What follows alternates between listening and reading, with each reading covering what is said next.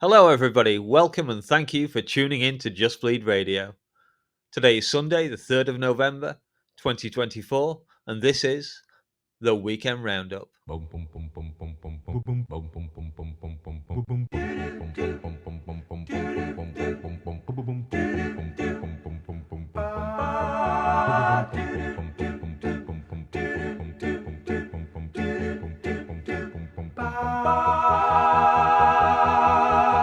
Oh, Canada, our home and native land, true patriot love in all thy sons command. With glowing hearts we see thee rise, the true north strong and free.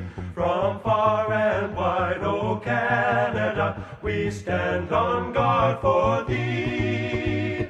Et ta valeur, de voix trompée, protégera nos foyers et nos toits.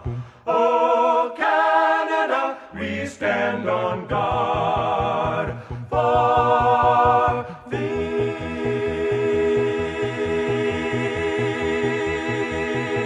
Canada. Hey up, everybody. DM here. Are we in Xanadu? No, but the UFC was back in Edmonton, Alberta this weekend, and a boot time too, eh? Mind you, I'm still waiting for a hockey game to break out. Now, I was struggling to think of an intro for this show. I did the whole remember the 5th of November bonfire night thing last year, which I realise is kind of UK exclusive kind of thing. And anyway, so as much as I'd be happy if someone blew our lot up, and I should say I have no desire to cause damage to that historic building, the Houses of Parliament. So, although I do have the urge to say I love the smell of gunpowder in the morning, I couldn't do the bonfire night thing again. So there I am, staring with glassy eyes, defying that empty screen, the world weighing on my shoulders. But what was I to do? Then the answer came to me. Now, maybe it was all preordained and I was just a prisoner in chains, a victim of venomous fate, if you will. But I had to take off with that idea like a teenager in a red barchetta. And I'm enjoying myself far too much here, really getting into the spirit of Just Bleed Radio. So we better rush along with the introductions. He's a modern day warrior with a mean stride. He's a rebel and a runner. He's a restless young romantic, even if he wasn't in the mood for it last week. But his vital signs are all looking good right now, because our guy from deepest, darkest California is back. Hey, Austin, how are you, mate? At least partially recovered from last week, I hope. I came back from having my soul crushed, my heart broken, to this less than inspiring weekend of fights. We'll get into that later. I'm doing good, though. I'm doing good. Much better. Good. And to my other companion, no, his mind is not for rent to any god or government. He's always hopeful, yet discontent. We call that being bloody awkward here in Yorkshire. He knows changes aren't permanent, so don't put him down as arrogant. His reserve is just a quiet defence, or perhaps a THC's aided coma, as he rides out the day's events over there in Ohio. Hopefully, he didn't make any permanent waves last week by describing a certain finder as being rodent lipped. That wouldn't be allowed here in Alberta. If you know, you know. So, how's it going, Lazy? Welcome aboard again, my man. Well, I don't know what the hell you were just talking about there. That's all foreign to me in this here episode. But I'd just like to say sorry ahead of time and apologize because this could go off the rails real quick. So other than that, I don't know what's going on, eh? All right, and last but not least, they give us emotional feedback on a timeless wavelength. They've got to walk a fine line and keep their self-control. It's Chatri and Dave on the ones and twos, along with Stephen, who, it's rumoured, always gets his man. And now, a quick request to ask you to choose to like and subscribe. If you choose not to decide, you still have made a choice, so you might as well choose to join us here at Just Bleed Radio. Now it's time to make those invisible airways crackle with life, as we have a chat about last night's cards, starting with the main event, although we could possibly say that the card didn't exactly crackle with life, with just 4 finishes from 13 fights. Anyway, this was the first event to use the new rules and allow the 12-6 elbow and the different style of grounded opponents. And I'm pleased to announce that no one died. The main event saw flyweight Brandon Moreno defeat Amir Albazi by unanimous decision, winning all 5 rounds on the cards. Of all the judges except one, Mr. Eric Colon. Maybe some more on Eric later.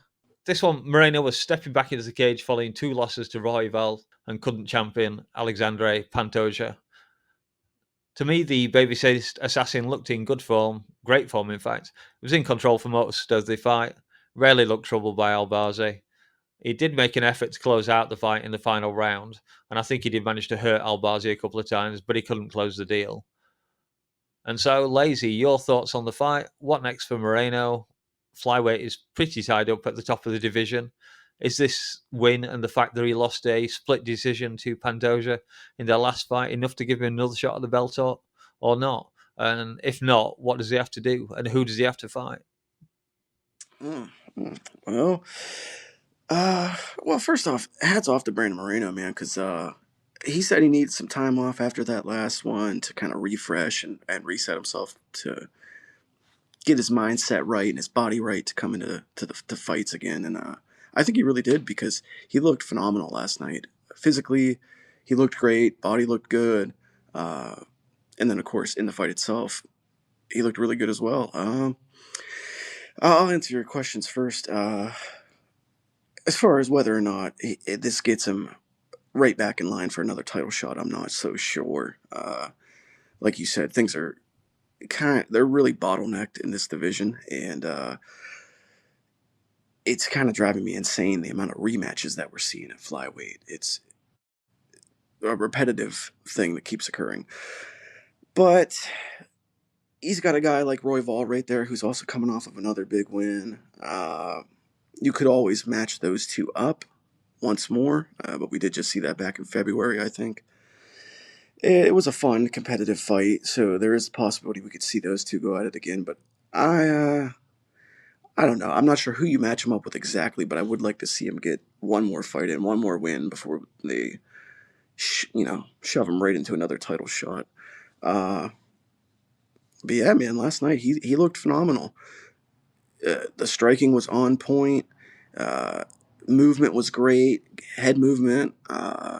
It seemed like he was a more defensively sound, or at least defensively minded, Brandon Moreno than we're used to seeing. Because typically, after a Moreno fight, he doesn't come out unscathed. He's beat up, he's battered and bruised, got some cuts, whatever the case might be. But last night, even seeing him at the post-fight desk, he was virtually like untouched. So a more focused and maybe defensively sound Moreno, which is a pleasant sight to see. Albazi, on the other hand, the layoff, I think, definitely affected him. A lot of people are probably familiar with the medical issues that he's been going through over the last approximately 2 years. And, ring rust, despite what Dom Cruz says, is a real thing in my mind. So, he still is a guy who's at the top of the division and has the ability to get back on the horse, but did suffer a bit of a setback at the hands of Moreno last night.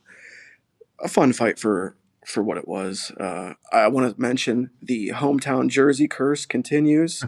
Albazi taking the L after wearing the Oilers gear, so the curse of wearing the hometown sports team's jersey continues on. Moreno had a real weird moment with his leg at certain points in the fight. He had a kind of a funky leg going on. Yeah. We were pointing that out in the chat. And then also, good to see Saif Saud in Moreno's corner.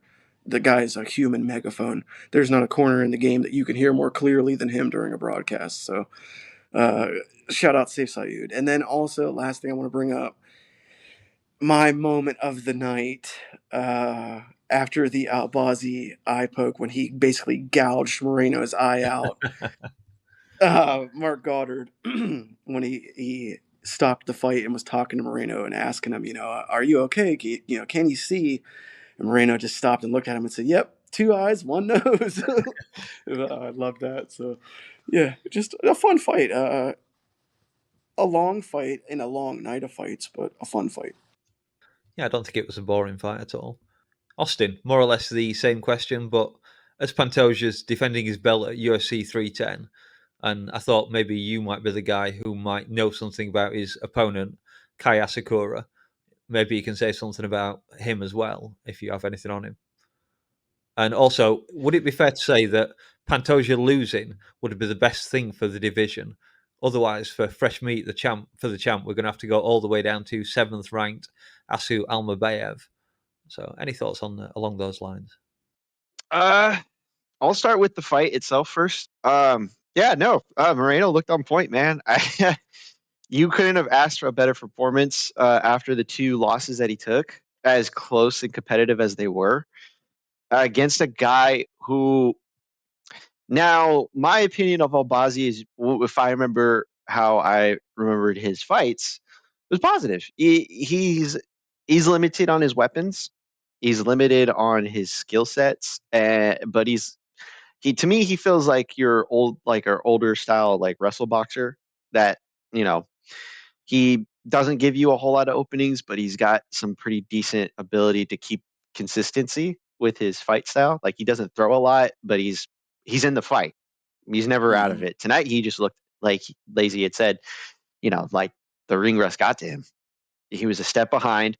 He was leaving openings. He just didn't seem like he was mentally all there, and physically he seemed to step behind. Um, he was wobbled, I think, about 5 different times in this fight. And I mean, his most successful round was the first round, and then even that one, you can basically kind of look at it, the fight, and just kind of think, yeah, I don't think he's doing well. Like there's some, there was something to him, and maybe it's because I believe he is one of the bigger, like Davis and Figueiredo, um, flyweights. You look pretty cut, and I'm imagining, if you're cutting a lot of weight to make flyweight, probably get limited, uh, limited returns when you do fight. Hopefully he rehydrates well, but he didn't look like he was rehydrated. He only looked like he had about 3% body fat on him last night, and it didn't look like it paid off. Moreno looked good. The top of this division is a goddamn mess. Everybody's got 3 different losses to 3 different people in a row. Sometimes like Moreno to Pantoja. Uh, as far as the champion, Pants, he's dominant right now. Davidson's gone. Moreno's out of the picture because he's lost 3 times to Alex Pants, and it, it doesn't. I don't think it hurts the division that they have multiple guys that have all lost to Alexandre Pantoja. Because if Moreno was champion, we would be in the same situation, right? It wouldn't have mattered. Hell, if Davison Figueiredo was there might be slightly a couple of guys that he has to fight, but that's kind of how we've been. We've been in a perpetual like Moreno versus Figueiredo for like 4 fights, and then we had Pants take the title, and then they had he had 2 rematches with Moreno and Royval. So yeah, everyone's fought everybody at the top. The problem is that this is a very shallow division. Hell, there's more. Interesting thing about this division is that there are more flyweights than there are decent light heavyweights. I'm not even kidding. That's a real thing. Um, uh, yeah, and if he loses, it does open the division, but it doesn't open it any more than him winning. They need more flyweights, quality flyweights, and they are bringing a quality flyweight in from Risen, Kaya Sakura, who traded wins with a gentleman out of Japan, also who was considered a top flyweight in the world, Kyoji Horiguchi, and former UFC fighter. Kai is a good guy. He's kind of like considered the Nate Diaz or one of the Diaz brothers because there's technically 2 of them. I say technically because one is still over there, I believe. But no, this is good. This is what they should be doing. They brought in Manel Cape. They're bringing in Kai Asakura. They should be bringing in other high profile flyweights to this division because this division's fun, and we saw that last night. I mean, Moreno still shows us that he's got it. That's good. That's a guy you want fighting in your division. He's always going to bring fun fights no matter what. They just need more names. Yeah. Can I add in a couple of things just super, super fast? Yeah, jump in. Just thought of it while Austin was talking there. I agree full-heartedly with what you were saying about them. They really need an injection of talent in the flyweight division. Kind of both ends of the weight spectrum, in flyweight and I would say in heavyweight. Like they need to be really scouring the globe trying to find any talent that they could find to bring into these divisions to kind of beef up the product because it's a lot of, either shallowness or repeat matchups like we were discussing. So anybody new would be great. Flyweight, Oscar is really good, and they should really be looking into like a Kyoji Horiguchi as well. Like anyone that you could bring in like that. And then I wanted to give a real quick shout out also to Brandon Moreno's shorts. His custom shorts were, in my opinion, the coolest ones I've seen yet. And to wear those on the Day of the Dead, Mexico's big holiday, that was a cool moment to have. So yeah, shout out to his shorts. That was all I want to say. Yeah, I will say, Ruben, before we move on, that main event helped this card for what it's worth. I mean, yes, it's flyweight. They don't really slow down, but the high quality fight that we were getting from that main event and the co-main event, which we'll talk about next, but the card itself was not the best card for the Canadian crowd, and I kind of felt bad for our friends up north. Yeah, and nice little segue there, Austin. We might as well go onwards to the co-main, the women's flyweight fight between former champion Rose Namajunas and Hammer of the Month winner Erin Blanchfield. Both coming back after a loss to Manon Fiorot, although Thug Rose had actually won a couple of bouts since facing her. Now, for me, I was really undecided on this fight who I was going to pick. I only made the final decision after finding it was going to be 5 rounds. I figured that Rose would have the edge in striking, which she did. And I thought that with her championship experience, Rose would probably do enough in the championship rounds to get her the win. And well, I was right about the striking, but I was horribly wrong about the latter rounds. It seemed that Rose, after clearly winning the first 2 rounds, kind of just faded away once, partly in the third and definitely later in the fight, and that kind of just gifted the fight to Erin. I know most of us in the Discord were saying that we thought Rose looked done in her corner when she was waiting to come out for the 5th round, whereas Erin looked really kind of fresh and focused. All the time, every single corner interaction I saw, Rose was just kind of sat there, kind of numb. And on the other side, it was Erin looking at the coach and nodding and saying things. And I don't know what's going off in that camp. Anyway, Austin, let's hear your thoughts on this fight and also what's next for Erin with a loss to the already second-ranked Fiorot. Surely we can't give her a shot at Grasso, although I think she did call her out. So what does she now have to do to aim a shot at the belt? Just win. She struggled at the beginning of this fight, finding her rhythm, finding her timing, just the pace. If we remember the loss to Furo, she doesn't really have the best striking game. She just kind of crashes into her opponents and then either finds a way to take them down or lands on top of them and lands some, punishment. She's not the most skilled fighter.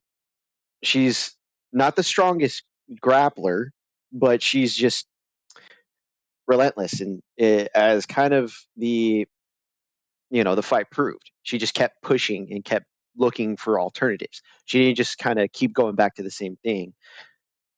There were shades of Rose pushing back, and you could see Erin adjusting as she needed to, recalibrating her striking, looking at crashing into her and then finding a good little opening for a takedown.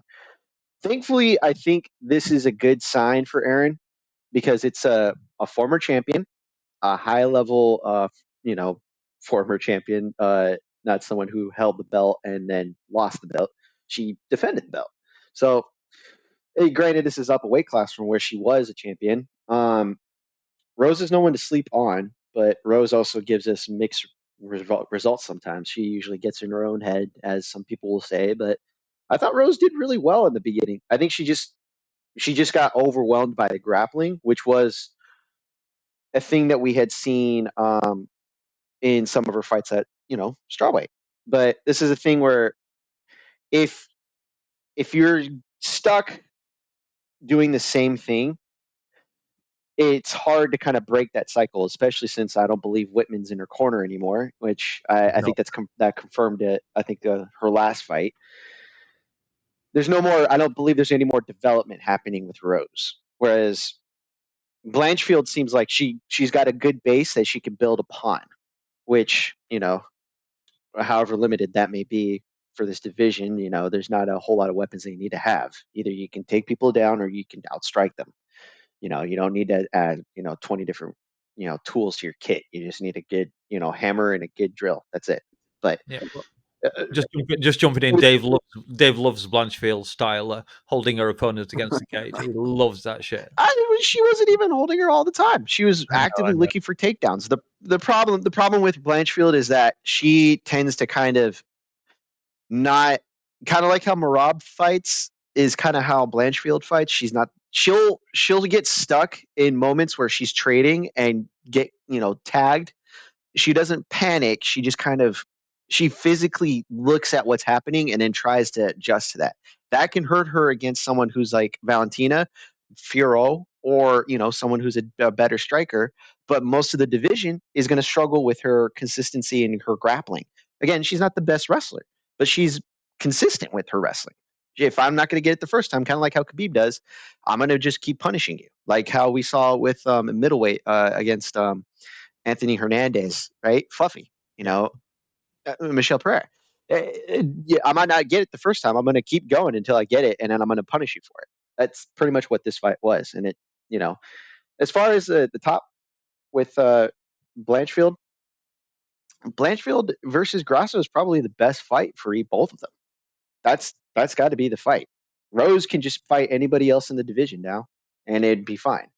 But this this fight, proved that Blanchfield's not a busted prospect, but this also has more questions for Rose coming out of it than it does Blanchfield.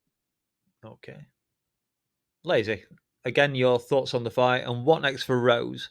She currently has a 50-50 record at flyweight. So does she stay there or perhaps go back down to strawweight? I don't necessarily think that's a very good idea. And presuming she stays, who's next for her? And do you ever see her getting another shot at a title in this division? Will Rose ever hold gold again? Ooh, rose gold, huh? Rose gold, nice. Oh man, this, in my opinion, Rose Namajunas she's a shit show, man. Like she is just fucking a basket case. But let me not get off the rails here. Does she ever hold gold again?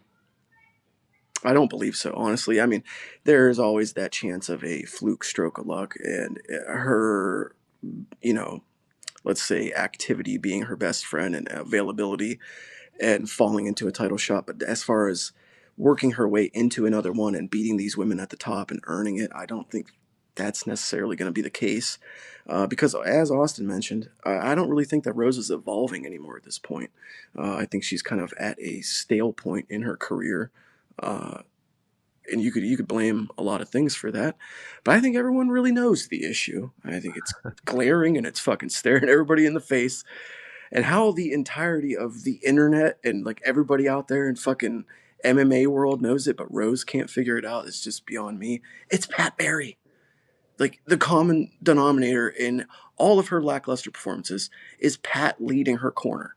Uh, you guys brought up Whitman. Deciding to drop one of the best coaching minds in the sport to allow your overbearing former mediocre heavyweight husband to run the show, it's beyond me, dude. Like, by that same token, training at elevation and seeming to gas out is also kind of a head scratcher. Mm-hmm. Like, I think it was partially her exhaustion and her cardio, and then also the mental cracking that led to her kind of giving this fight up and Blanchfield being able to take it over. Uh, I called it during the fight. Like you could see Rose breaking mentally.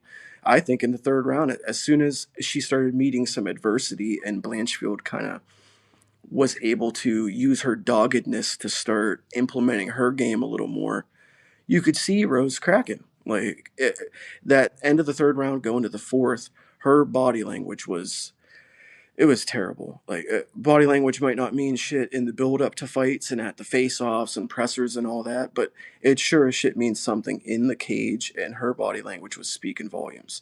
She looked dejected. producer Dave said it best when he said, and I think this is a direct quote: "If this comes down to who wants it more, it's not good for Rose." And that's exactly what happened last night. Yeah. Like, there's still obviously a ways to go for Erin to round out her game. Like, her striking is god awful. She looks terrible.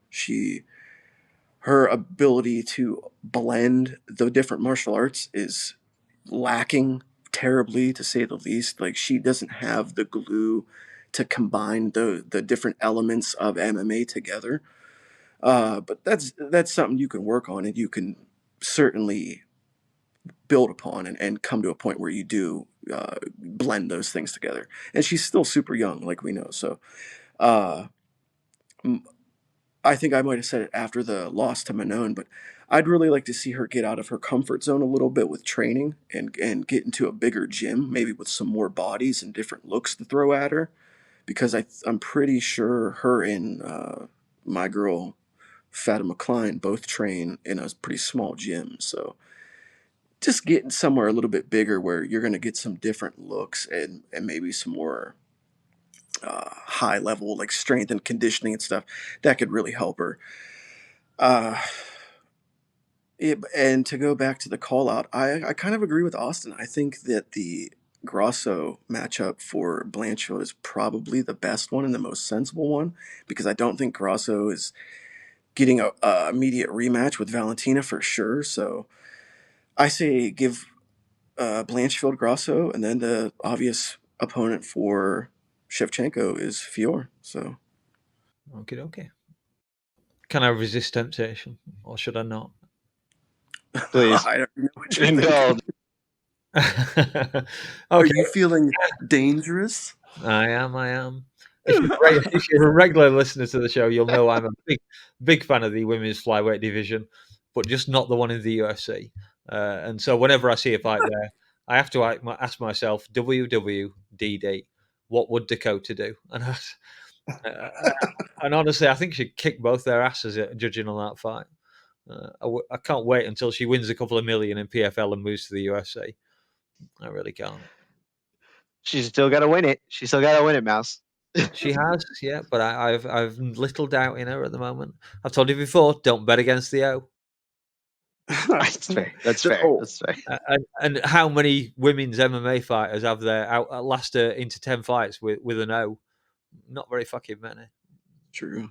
One final thing I would say about this fight is that while Blanchfield does have time, because she is young, to kind of learn to meld these different skills together, her time is short because she's at the top end of this division, and she kind of reminds me of, in a sense, like a younger Tony Ferguson, because it's really just her toughness and her determination that allows her to win fights and stay in these fights, because she's not the best wrestler. Like, she doesn't really have the best technique.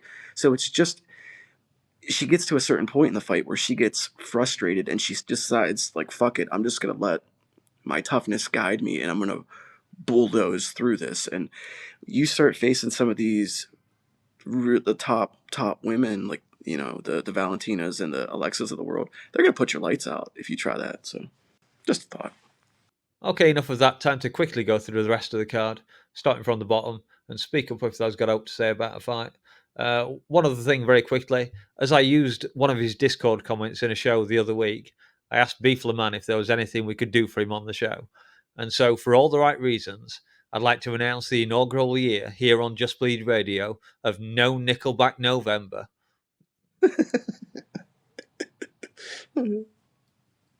JK liked that one a lot. Yeah, Look at his photograph. All right, yeah. On to the first fight of the undercard then. Petrovic versus Horth. Close fight. Figured it would be a split decision, which it was. This was another Eric Colon moment. I said I was going to mention him because he somehow scored all 3 rounds for Horth. I have gone back and rewatched it. Maybe if I was being ultimately generous, I could give it to her, but I think he's pushing his luck there, and he fucked up on other cards as well. So other than that, you guys got anything to say on that card, on that particular fight? All I'll say is a little bit of home cooking there, definitely, for sure. And Jamie Lynn Horth, boy, whew, that's a face only a mother can love. God damn. No, I don't yeah, know what a horse is, but she looks like a horse. yeah. She seemed to gas. I didn't think that was a thing that happened to her because of her last fight with Veronica Hardy, but like she just, I don't know. She just doesn't look like she was in top shape for that fight. I don't know. Just yeah, that's my only thought on that. Okay. I know a lot of people thought Petrovich had won it. I found out this afternoon. Next one, Cody Gibson defeats Chad Anheliger by unanimous decision 30-27, 30-27, 30-26. One of those rare 10-8 rounds there. Anything to say on this one? A lot of people seem to actually be pretty pissed off about this. They thought that Anheliger won. I didn't necessarily think so. Maybe I wasn't paying close enough attention, but I felt like it was fine to give Gibson the nod. And then I also wanted to add that he became the first person in modern MMA to legally drop a 12-6 elbow. Crowd goes wild. It didn't really seem to do anything in the fight, but everybody wants the 12-6 elbow. Mm-hmm. Oh my god, we have it! Hooray! I don't know. I thought you might have liked that fight, Austin, because there's a lot of rolls in it, switching positions. No, I like the fight. I like the fight. I was just more like I was looking at it and thinking, okay, Cody, it's funny. You actually did bring up a good thing about this fight. Funny how Brad Katona is having a harder time in the UFC after winning the Ultimate Fighter. Cody Gibson loses the Ultimate Fighter fight, but then has 2 wins now after losing to Brad. I don't know. It's an interesting thing of you might win the contract that's there or whatever. Woohoo! But you might, one of them's doing better right now. Well, Cody Gibson's actually fun, so that plays a part. Brad Katona was fun at his last fight. Come on. I still haven't watched that fight. I really need to go back and watch it. Next up, Sergey Sidi defeats Gary Armfield by split decision 28-29, 29-28, 29-28. I know this is another controversial one, I think I've heard something about it. Mm-hmm. Anything to say on this one, guys? I didn't think it was controversial. I thought the right guy won. I mean, one of them was doing more damage, although he was attacking as well on for submissions and stuff. It was close, but I thought the right guy won. I mean, Didn't Sidi say he thought he'd lost though? Yeah. I mean, sure, fighters will also say ridiculous shit. So, Yeah. I don't know if I trust their opinion on it. He did get hit in the head quite a bit, so maybe his judgment was off. Yeah, that's true. All I'll say about this one is I was really looking forward to it coming in, and I kind of lived up to it. I'd say that the split decision is kind of indicative of the close back and forth nature of the fight. So I wasn't really necessarily mad about either guy winning, and I like Siri City. He's fun fighter. Cool. Next up, 2 fat guys in Canada. Alexander Romanov defeating Rodrigo Nascimento by unanimous decision, 30-27 on all 3 judges' cards. At least we can be clear on that one. Anything on this one, guys? R.I.P. to the one time that Alexander Romanov actually came into a fight sort of in shape. There was one fight in his UFC run where he actually had maybe a hint of some abs, and those are long gone because he came in last night as flabby as fucking ever, but got the win. Boring guy, not the most fun fighter to watch, but hey, that's heavyweight for you. Sure is. Yusuf Zalal defeating Jack Shaw by submission, arm triangle choke, not 59 of round 2. And I know you were talking about this pre-show, weren't you, Austin? Yeah, so this one was interesting because my thought on it was I didn't think Jack Shore does well with guys who are physical, like in their fight style, grappler styles, athlete styles. Zalal isn't the best grappler, but he's a dude who came in and now has 3 finishes in his last 3 fights inside the UFC. And it's not because he's an outright, physical dude. He just happens to find opportunities and takes them. And he, knows it. He's not wasting time doing stuff. Like he sees opportunities and he throws stuff out there and he happens to get what he wants. Now, the thing it was interesting about this fight, Shore went out and tried to start wrestling him right off the bat, which I thought was an interesting thought because I figured, well, why not just kind of pepper him with strikes and then work in, like a little bit of a tougher grappling at the end of the fight. No, he kind of lurked a little bit of striking and then went immediately to grappling, which he was succeeding at. Then the physicality came into play. Zalal started out grappling him and then kind of putting him, on his back and dominating him. Then Jack Shore went in for a terrible takedown attempt and got kneed to death. And then got submitted because of it. Like, I think the thing is that Jack Shore thinks he's a more physical fighter than he is, and I think he's realistically seeing the limits of his style. He's a good fighter. I have nothing against him. I hope he succeeds because he's entertaining. But if you're losing to guys like Zalal, who has already been cut from the UFC and come back to the UFC, there's more questions about your ability to be a higher level fighter. Okay. Anything later on that one? Yeah, man. Yusuf Zalal, dude. Holy fucking cow, man. That's 3 submissions in 2024 in the UFC there for him. Like after coming back from getting cut, like Austin mentioned, so stringing together a hell of a run there. Especially as a guy who wasn't really known for submissions, and to come in there and be fucking tapping dudes left and right the way he is, that's super big time thing to be doing. Tough for Jack Shore because I do like him. He is a fun fighter. But man, that fucking knee he ate to the face, boy. Whoo! There were some pictures of that, and you could see Shore's tongue like sticking out and him biting down on his tongue and his hair flopping back. And I think I said on the Discord, like, take those down. Like, that man's got a family at home. They don't need to see that. And it just, the transition straight into that arm triangle choke, that was beautiful transition and really good fight IQ to go for the finish there and have that finishing instinct, but not be stupid or sloppy about it. So I was impressed by Yusuf Zalal. Like I said, three submissions in 1 year now for him. He took Ilya Taporia the distance, even though that was several years ago. So good kid. Hope to see more of him. Okay. And that was the first decision of the night, by the way, there. Next one, Charles Jourdain defeats Victor Henry by submission, guillotine choke, 3 minutes 43 of round 2. Shout out to EKC Leiden. I believe Victor Henry is his teammate. I found out I might be mistaken on that, but I'm fairly certain that's his teammate. You're right. You're right. It sucks for Henry because he looked like he was doing okay and then wasn't. I don't know. It's just, it's a tough sport. It looked like a beast when he was coming into the cage. I was starting to think I'd made a horrible decision by choosing Jourdain. Well, what I'll say is, also shout out to EKC Leiden because they are teammates and apparently buddies. And Dave in the pre-fight chat asked him if it was a good idea to bet on Henry, how he was looking in camp leading up to this. Was he looking spry? He did look pretty spry until he didn't.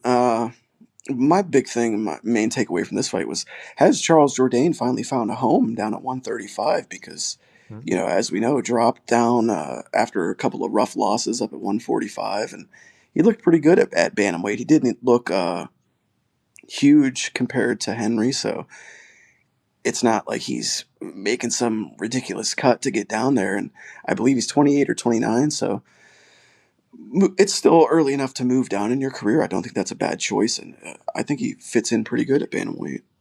All right. Yeah. Yeah. I think the next one was the battle of the old guys, wasn't it? Ayman Zahabi defeating Pedro Munoz. Unanimous decision, 30-27, 29-28, 29-28. Was it Munoz 39 and the other guy 37, something like that? Yes. And before you say anything, look at the man's resume from Pedro Munoz. Vote for Pedro. God damn it. I am not hating on the fight. It was for a decision. It was entertaining enough. So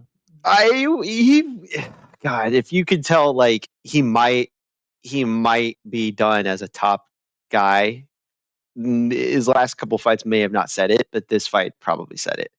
Like, Zalal is not that dude in this division. He's decent, but he's not anywhere near like the top. And the fact that Zahabi. Munoz was struggling, like I'm sorry. Yeah, yes. Zahabi, yes. Zahabi was like that dude who's just an average bantamweight who just happened to be too old to be competing for the top when he got here.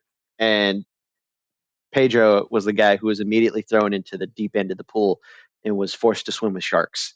And he swam with the fucking sharks, man. He's been in it. I mean, look at his goddamn resume. Like, you can tell me an easy fight on any of one of those nights, right? None of them. None of them were easy. And this motherfucker never even got a chance to be in to fight for a contendership, like a number one contender spot. He's been in the UFC for a while, and the fact that this dude fought as many guys in a row that were high level as he did, he's never been knocked out, never been finished. He's been decisioned, and he's been injured via eye poke because of O'Malley. I mean, in a fight that he could have arguably won. I don't know. It sucks for that guy because that dude put, he's limited and you can tell, but he's trying. And that's all I ask is that even though if you're not sure if you're going to win, you're going to go out there and try. And he tried. He just came up short. Yeah, I was actually shocked to see after the fact, after this fight happened, when I went and looked, that Munoz wasn't ranked coming into this fight. Like I thought for sure he was in the top 15, at least like at the tail end of it. So that was a bit shocking to me to see that he wasn't ranked. I just want to say, I'm proud of Ariel for stepping in there and getting the win so soon after the launch of his new channel, Uncrowned. Uh, I was sad to not see New York Rick or GC in his corner. It might have been a scheduling conflict. Uh, but yeah, a good win for Ariel there. And I said, this is what happens when you turn down coming on his podcast. Uh, a real trooper too, 'cause he's going to be back in the studio Monday for his show. So good on you, Ariel. Nice win. Sorry, Pedro. I was ready for that. On to the next one. Mike Malott defeats Trevin. Sorry, we're going to say something there, Austin? No, you got me with the picture at the end. All right. So yeah, Mike Malott defeated Trevin Giles by unanimous decision, 30-27, 29-28, 29-28. The Canadian hero brings it home this time in his home city. Although is it even his home city? Didn't they disown him last time he fought there or something? Yeah. Sort of, yeah. Any thoughts on that one? You want to take this one first, Lazy? Oh yeah, I guess. Seeing as he is Cleveland's illegitimate son. Oh boy, Yeah. Mike Malott, man, Mike Malott. I put it on the Discord last night, so I'll just say it again here. Questionable cardio? Can't find your rhythm? Throw some spinny shit and hope for the best. That is the Mike Malott mo there. Just blowing his load against Magny definitely changed the way he fights. He was doing, he's either doing too much or he's doing too little. And last night he was doing too little until he was doing too much. Like it seemed like he was just kind of like taking large portions of the round where he wasn't putting a whole lot out other than leg kicks. I know a lot of that was Giles. I think I can't remember the exact statistic, but at some point like Malott had thrown like 40 some head strikes and only connected with 2 of them. So good defense from Giles, and then definite speed advantage on the end of Giles as well. And Mike Malott, because of his pale skin, he marks up real easily. Like every time Giles was connecting with him, he was bruising like a piece of fruit. But he got the win in front of his home crowd. The big thing though for me is 32 for Mike Malott is just too old to be considered a hot young prospect. Like, what are we doing here? Like, that's not a prospect, dude. He's 32. Call it for what it is.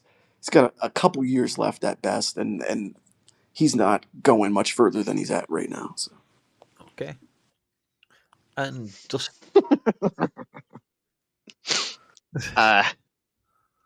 This one felt like some home cooking bullshit. I don't know what anybody else is talking.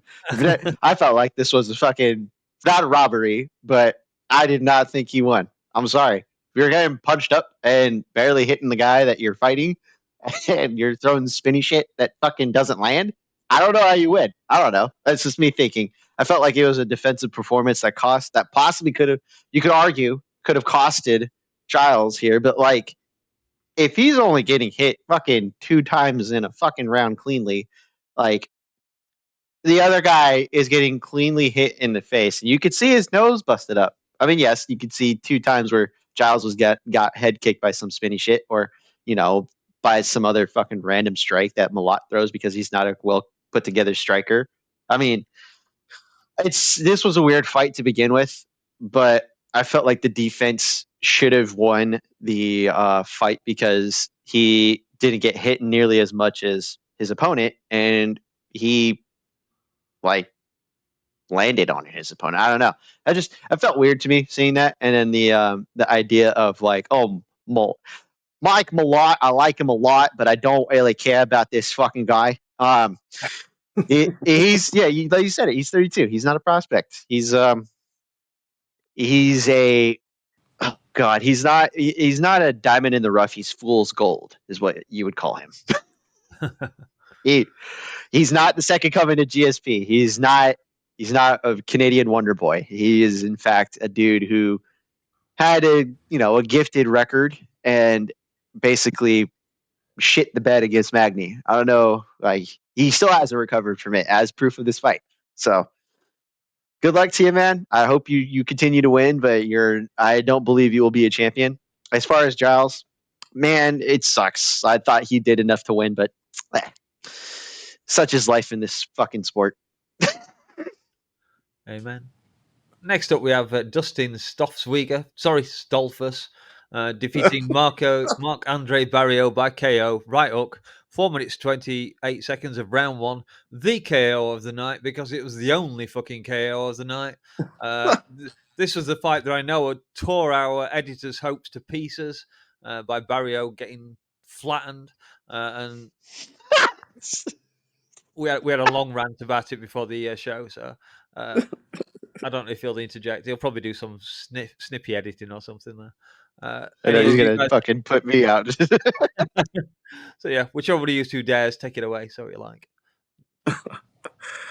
I do think that the power bar here busted our boy Dave's parlays last night, unfortunately.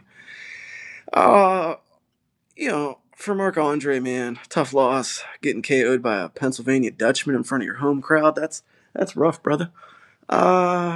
But his chin is gone. Like his chin it's pretty much finished at this point in his career. Several recent KOs in his last handful of fights. So really though, both these guys are dog shit. This fight was completely meaningless. It had no bearing or point. Like the fuck's this even doing on the main card? Like I get it, one of them's a Canadian and he's probably got some friends and family there, but get this shit out of here. The middleweight. Come on. It's like, I mean, fuck. Like, what does Stolfus do immediately, which we all thought was going to happen? Wrestle him.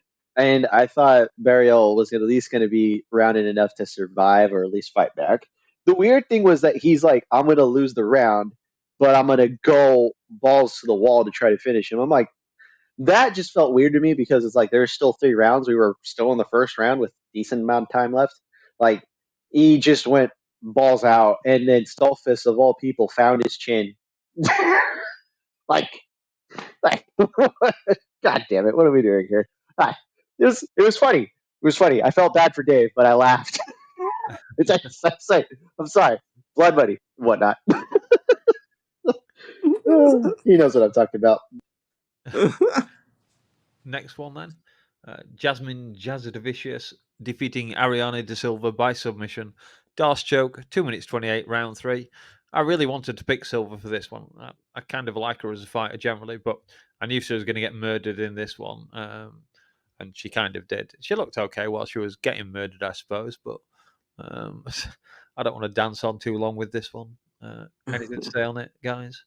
I'll jump in first. I don't like Jasmine after what she did to my girl, Fatima. That was utter bullshit. I think she's a poor sport. She's a poor sport because she told the crowd to suck it when they were booing her. You need to fucking take it and deal with it. You're also a cheater because you were doing illegal elbows to the back of the head in that fight versus Klein. I'll never forget you for doing that. I'll never forgive either. Forget or forgive. But she's mean, and that was a good win. She's got a mean streak. I'll give her that much. Lipsky kind of sucks, to be honest. So not that impressive of a win, but it is what it is. Whatever. Is she another contender in this division worth like possibly? Because this is that flyweight, correct? So maybe someone that goes up and challenges, Rose, maybe. Who knows? I don't know. Jasmine, possibly. I don't know. I mean, what else is there to say about Lipsky though? Like, she's kind of like a 500 fighter currently. She'll face people who will either beat her and they're better, but they don't go too far, or she'll lose, or she'll beat people who are just not even close to her level, and then it's like meaningless because this division is kind of hitting a weird point of good competitive fighters being in, and now there's not a whole lot of new fighters there. So weird time for the division, I would say. All right. And just one left to go then. Brenton Ribeiro defeats Cal Machado by split decision 29-28, 28-29, 29-28. I know I was cheering for Machado in this one. I don't really know why I picked him. I was going to pick Ribeiro and then I switched. I think I was kind of dulled out by this time of the evening, so I really didn't pay this fight a lot of attention. Any thoughts on it, you guys? Fucking light heavyweight. Who gives a shit? Yeah, there we go. That's the reason I didn't watch it. Yeah. My thoughts are I don't ever want to watch that fight ever again in my life. And it was another one of those old, what the fuck is that doing on the main card? What is that doing? Like, get that out of here. Yeah, that's true. Well, like you could have put Munoz and Zahabi in there. You know? Bump up or the you could bump up the fucking Zamal Shore Cody. fight or something. Yeah, you could have pumped up. There's a number of fights you could have put in that place. What do we do? Like whoever's like designing these cards, the matchmakers, or if Dana White or Hunter Campbell, whoever the fuck is in charge of doing these fucking cards, like there is a point when you are looking at booking fights, and it's not just about availability. There should be some fucking thought in how we book these matchups because some of these matchups sucked. And some of them just didn't play out the way we were hoping them to. But goddamn, at least put some goddamn effort into matchmaking these assholes. Because what's what we're watching? Come on, make it worth sacrificing 8 fucking hours on a fucking Saturday. Come on, put some goddamn effort into it. It's your job. It's your fucking job, guys. Come on. You heard the man. Anything left to say, Lazy? No, I got nothing. Okay. All right, then. Time to score the card, and I'll just jump straight into this. Oh, Canada. Not a great card, but it was a fun audience, which will nudge my score a little bit higher. But I'm afraid I can't go anywhere near excessively high on this one. I'm really hovering between how very average I can make it and below average. I'm going to be friendly. I'll give it a 6. Oh boy. Yeah. Yeah, you want wanna it or go? you want me? You go first. I'll go last. Oh, Jesus. Quack, quack, quack. Well, listen. It was not good. It was not good. This is not a card that I'm ever going to remember. This is not a card that I ever want to remember. I heard the statistic. I think it was from Jed Mashu, who got it from Mike Bond, who tweeted it out. This was the third longest UFC broadcast in history. So congratulations. If you sat through the entire thing like I did, you wasted a large portion of your life. So because this was the third longest UFC broadcast in history, I'm going to give it a 3. Oh, wow. Fucking suck. We fucking did it. We fucking did it. That is a record low, I'm pretty sure, for the show. There's been reverse LazyBed here and lower my score at the end of Austin giving his. Oh God. Was that permanent? All time? Yeah, No revisionists? Legally binding. yeah, I'm Legally sticking with binding? I'll go a little higher just to even it out. I'll say it's a 5.5 for me.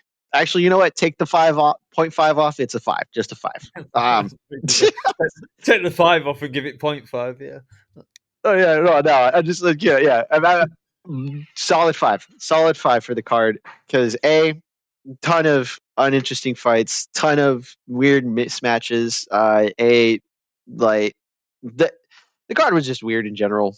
The co-main and the main event were solid fights. There's no argument about that. But the rest of the card, like you can argue, there was like not a whole lot of highlights that you can look back besides like maybe one or two finishes, and even then, like technically some of those finishes like didn't really do a whole lot. But good fights. But 5 for me. I'm not gonna go past lower than that, but definitely 5. I'll say a 5. Okay. Combined score 14. Got to be up there with some of the lowest cards we've scored this year. I mean, they did it to themselves. You could put this in a fucking Apex and it wouldn't have fucking mattered. Yeah, that's true. Matter of fact, it probably would have gotten a better card.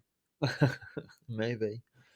So that about wraps it up for this card. As an Englishman, other than GSP, the Truckers' Strike, and Poutine, Canada mainly brings to mind the TV series Due South and the I'm a Lumberjack sketch from Monty Python. But remember, Canadians, we English only take the piss out of people we like. We will let you know if we don't like you. Anyways, JBL will be back next week with LazyBed and the 100th Apex event. And so with that, I'll wrap this episode of Just Bleed Radio up with a fuck Trudeau! Fuck Trudeau! Fuck Trudeau! Oh, shit. They were chanting that all night. It's like they didn't know what else to do because they couldn't cheer for the fights. They couldn't cheer for the fights. That's what happened. This is what happens when you go to Canada. They just get shit cards. It's why I scored them higher. I said the crowd influenced it. Last thing I want to say, fuck you, Terrence. Fuck you, Philip. Fuck you, buddy. Oh, fuck you, Ted. Hey. And fuck you, Craig. I'm not your friend, buddy. There we go, Dave. Wrapped up in an hour. Please like and subscribe and comment. Yeah, we gave up halfway through that one, didn't we? I had to at the start, so you don't have to do it twice. Oh yeah. You know what was interesting is Malott. Mike Malott. He likes him a lot. He's got the car on the lot. I really like him a lot. I like that Mike Malott a whole lot. I don't know, man. And current champion Alexander. I'll do that one again. Middleweights. why would I know that? Quack, quack, quack.